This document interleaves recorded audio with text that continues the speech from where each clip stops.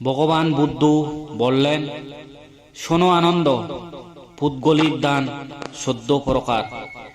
1. সম্যক সম্বুদ্ধ। 2. প্রত্যক্ষ বুদ্ধ। 3. অরহত প্রাপ্ত। 4. অরহত মার্গস্থ। 5. অনাগামী মার্গস্থ। 7. সকৃতাগামী। 8. সকৃতাগামী মার্গস্থ। 9. শ্রোতাপত্তি। 10. শ্রোতাপত্তি মার্গস্থ।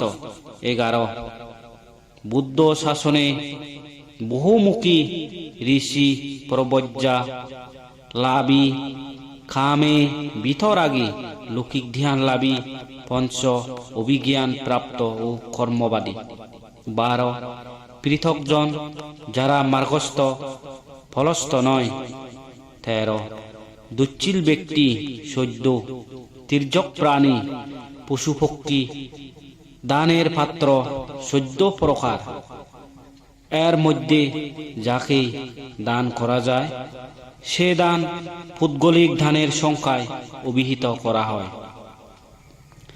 ভগবান বুদ্ধ বললেন, এবার শোনো আনন্দ, ক্ষেত্র বিশেষে দানের ফলের তারতম্য কত দূর হয়। 1. পশু পক্ষীকে দান দিলে সে দানের ফল হয় সদ্গুণ, অর্থাৎ সৎ ধর্মে আয়ু, ধন্য, সুখ, বল ও জ্ঞান এই পঞ্চ সম্পদ লাভ হয়। 2.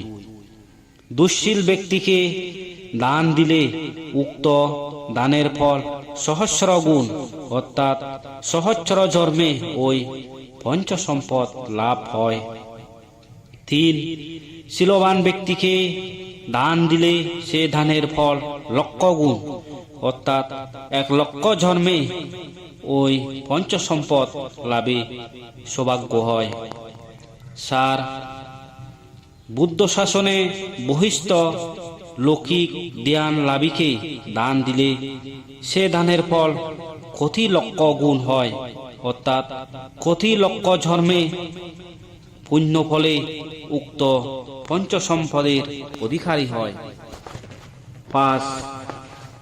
শ্রদ্ধাভক্তি মার্গস্থকে দান দিলে সে দানের ফল যে কতই মহান ও অসংখ্যে অপরমীয় হয়। 6. শ্রদ্ধাভক্তি সক্রিয়তাগামী, অনাগামী ও অরহত মার্গস্থ ও ফলস্থ এবং প্রত্যক্ষ বুদ্ধ ও সম্যক সম্বুদ্ধকে দান দিলে সে দানের ফল যে কত মহান তা অবর্ণনীয় ও অনির্বচনীয়, ইহা পুদ্গলিক দানে অভিহিত। এবার শোনো সঙ্গদানের কথা। আমি বলে দিচ্ছি, সঙ্গদান 7 প্রকার।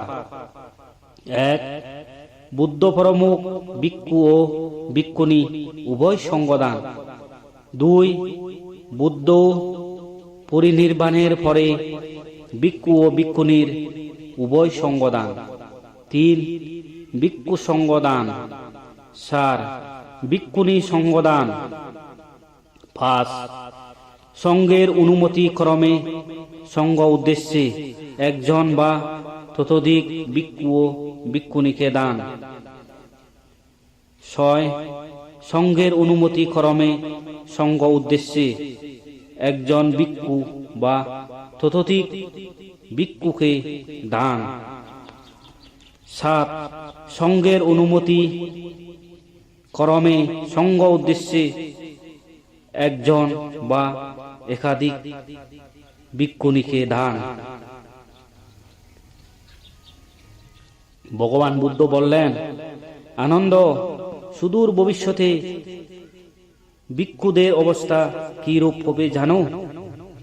তারা হবে নামে মাত্র ভিক্ষু, শ্বেতবস্ত্রধারী ভিক্ষুর চিহ্ন স্বরূপ কণ্ঠে কাঁসায় বস্ত্রফিতা মাত্র থাকবে। দুঃশীল ও পাপকর্ম পরায়ণ হবে। সে দুঃশীল ভিক্ষুকে যদি সঙ্গ উদ্দেশ্যে সঙ্গকে দান করা হয়, সে সঙ্গদানের ফল ও অসংখ্য অপ্রমেয় হবে বলে আমি বলছি।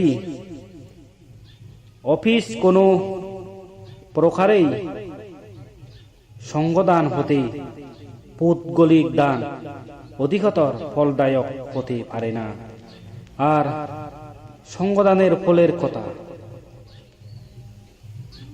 ভগবান বুদ্ধ বললেন, শোনো, পাতবী সাগর ও মেরু কায়াং কান্তি যুগে যুগে কপ্পানি শত সহস্রানি সঙ্গে দিনাং না নাচ্ছাতি।